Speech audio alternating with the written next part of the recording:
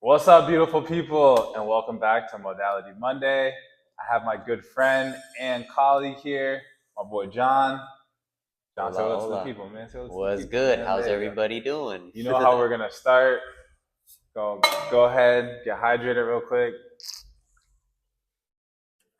Making sure that wherever you're at in your day, you're hydrating yourself so you can hydrate your mind, your organs, and all those great things because too many people out there be dehydrated throughout their day. So, Indeed. John, how you feeling today, man? I'm good, bro. I just came from a client in Orange County. Had a Okay. really busy weekend this weekend. It was a launch of the Mrs. Universe California pageant that I am a media campaign director for. So, Amazing. big moves. Big moves. So, for you guys that don't know, John is a videographer, an amazing friend, and he's the one that puts a lot of the content together for the space that we work out called Self-Made, which is a training facility here in Long Beach. So, John, what got you into videography? Uh, it started in high school. I was really inspired by these YouTube vloggers. They were travel vloggers, and they had a hobby of photography. And so, by watching their videos, I was inspired to start shooting photos of like random people, landscape photos, and eventually, I had people hitting me up to do portrait photos, photography, So, and I started to see a demand for it because everybody at the time, everybody was posting a bunch of photos of themselves on Instagram. Right. That was like the whole trend. Now it's like video reels, right? right. And so back then, I saw the demand, and I was like, "Oh shoot, I can make money off of this." So I started to build my clientele, just hitting up random models, influencers, wanting to do photo shoots, and at the time I was doing a little bit of videography, but I wasn't too avid on it. I was mainly focused on like increasing my skill set as a photographer. Mm-hmm. And then yeah, and then the pandemic happened and I fucking lost every client. Dang. Yeah. Well, so what was that like for you? It was a weird transition because it was a lifestyle of me shooting almost like every day with random models or even the same recurring models. Um, to then literally not leaving the house because obviously we're in lockdown, playing video games every damn day, repeating the same schedule every day, and wasn't able to see the sun, wasn't able to shoot any photos, just doing fucking random shit. Right. Yeah. Yeah, I know the lockdown was really intense for a lot of people, and it sounded like it hit you pretty hard. Yeah. Based on our prior conversations, you had expressed to me and told me that you had gone through a lot of like mental health challenges. Yeah. And it really hit hard and really took a toll on you during the pandemic. So I don't know if you want to share like how your mental health changed during the pandemic, and Sure. then what did you do to kind of help yourself get out of that situation? Yeah, so during the pandemic, obviously going through the same schedule every single day, um, it really takes a toll on your mental health. Yeah. Makes it seem like you have no purpose, Mm. uh, and let alone like during that time too, I lost an old friend of mine to suicide, Mm. and I also lost a family friend to COVID. Mm. And so dealing with all that grief, I've never dealt with grief in life until that point. And so as soon as I started dealing with that, mixed with me repeating the same thing every single day, it it was just a bunch of foreign and aggressive, strong emotions that I never dealt with.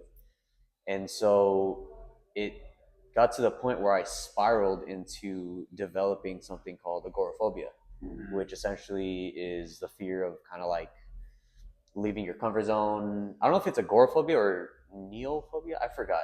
One of those. Yeah, one of the phobias. Yeah, one of the phobias. And I was literally afraid of leaving the house. That's crazy. Man. I couldn't even imagine. Yeah, it was terrible. I would literally, we had a family party that was literally 5 minutes away from my house. I literally just I left the house, got inside the car. As soon as I got in the car, we haven't even moved. The car wasn't even on. Right. An instant panic attack. Wow. And I was like, oh my God, like I can't even leave my house. Right.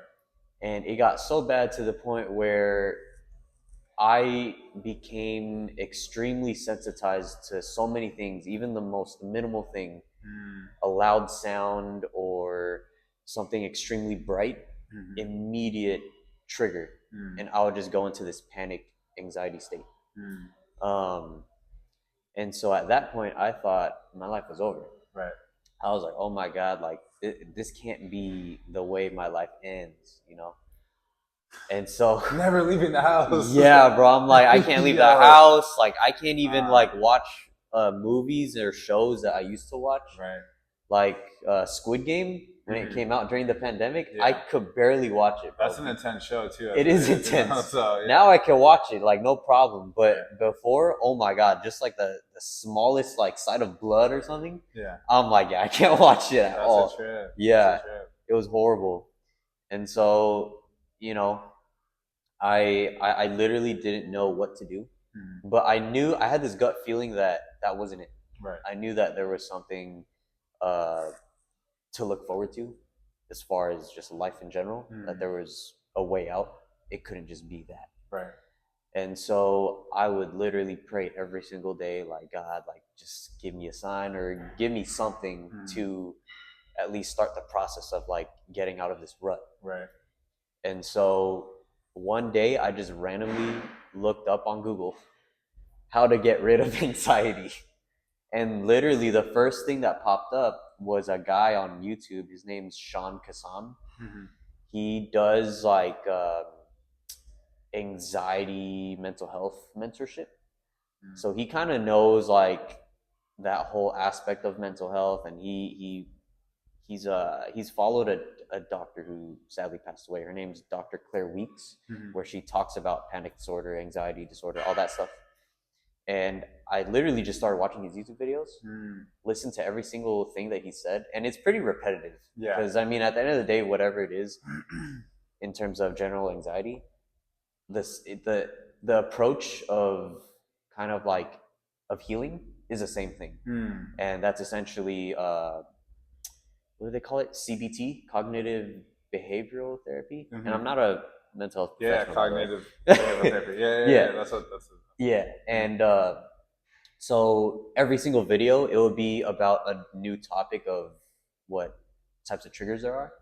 But the process of healing was the same thing. Okay. So I just listened to all of that, and over time, I just gradually just started healing and started seeing wins of leaving the house, going even further, being able to watch shows and TV, shows and movies, and playing video games that I used to play. I couldn't play, and now I can play again. Hell yeah. And yeah, you know, like a year later, I was able to come here to Selfmade, just not knowing anybody, was offering, you know, my services for free, videography and photography. And eventually they hit me up to come back and shoot content, and that, you know, that helped me get out the house more often, get more comfortable being out of my comfort zone. And hell yeah, bro. I'm happy you made it through that, bro. That's intense, dude. That's gnarly. Yeah. Is there any practices from the cognitive behavioral therapy that you still use today, and or would share with somebody that's kind of going through some of the stuff that you went through or something similar? Like, is there one practice that really stood out that really made like a major impact? Or is that I would say, and it's easier said than done, I would definitely say be friends with your anxiety. Because in terms of general anxiety, like if I were to just walk down the street, there's no threat around me, but then I'm just having this random panic, like welcome that. Don't fight it. Don't overthink about it. Just feel it and continue on with your day. Whatever it was that you were doing, just continue. right? Because from what I've learned, again, I'm not a professional. Yeah. But from You're what just sharing your experience. yeah, I'm just sharing my experience. Yeah. But from what I've learned is that there's something called the amygdala Mm-hmm. in your brain, I Mm-hmm. believe, Yeah. and that's essentially what fires out the anxious signals. It controls your fight or flight. Right? Yeah, Yeah. exactly. And from what I've learned is that when you get into the state of fighting your emotions in terms of anxiety, Mm-hmm. uh, you're essentially telling your amygdala, your brain, that there is a threat. Right. And so the next time you encounter a situation similar to what you had while you were having that panic attack, Mm-hmm. you're essentially telling your brain there was a threat. Right. And so your brain doesn't know any better. And so kind of what helped me get through that rut was letting myself know, like, my brain is literally like a puppy. You have to train it. Yeah. It doesn't know any better. Right. And so whenever I feel these feelings of panic or anxiety, I literally just remind myself, like, I literally look around. Is there any threat? No.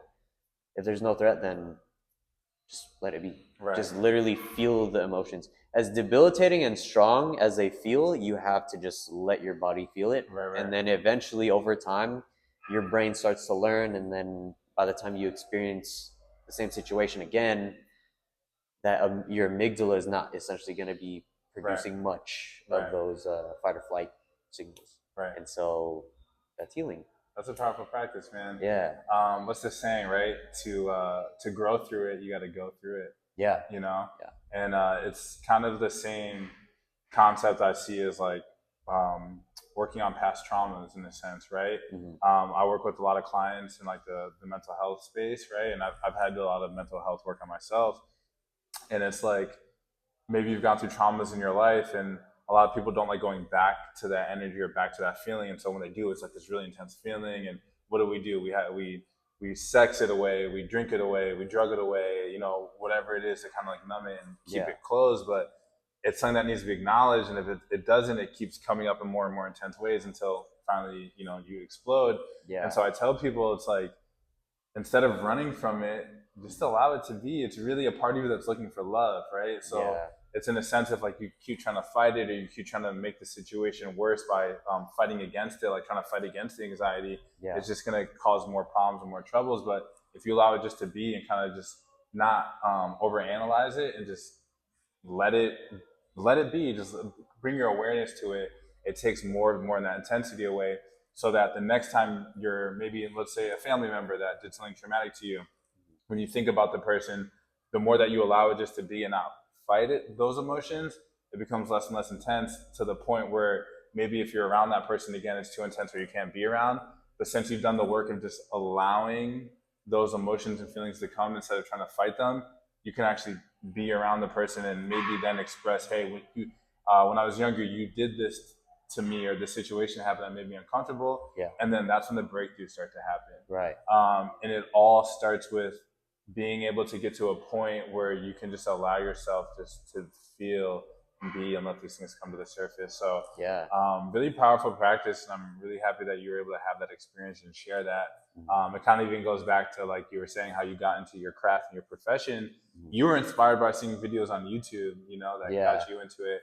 And now we have the power of the internet. So it's like even being able to share healing practices and share it to the world allows for, you know, other people to take tips and practices like that for them to help themselves. So you know, so with your photography aspect, what else do you want to like share with the world? I know we had talked about like you being able to share your message to, you know, help people. So what else do people need to know about John, or anything that you want to share? Anything I want to share? Man, I feel like right now I'm like in my building phase, that like there's not much that I want to share yet. I just want to show. Yeah. You know what I mean? Like I don't want to just talk about it. Right. But definitely a lot. There's a lot to come.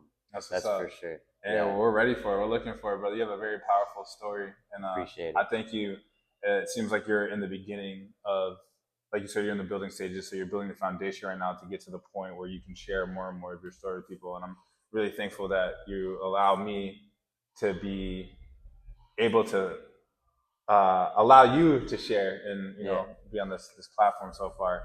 Yeah, man. So if you guys are looking for an ill videographer, a dope photographer, looking to get some shots or whatever it is, or just get some help, if you're going through some mental stuff and kind of want to pick John's brain to see what helped him, tap in with the man right here.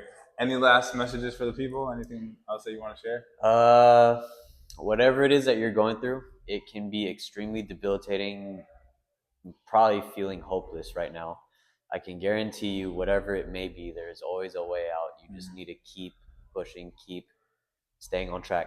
Don't quit. Don't try to find an easy way out. Just keep pushing forward. As cliche and general as that sounds, it's so fucking true. You just need to keep going. Keep going. I tell my clients all the time, you can rest, take a break, but don't quit. Make sure you finish. Keep going. Some beautiful breakthroughs on the other side. Thank you, John, for sharing a glimpse of your story and your life and the things that you've been through with the people. If you guys have any questions, tap in with John. If you have any questions for me, tap in. It's one thing to have your dreams, it's another thing to live them. And everything you need is here for you. You just got to show up for it. So take care, guys. Peace. Facts.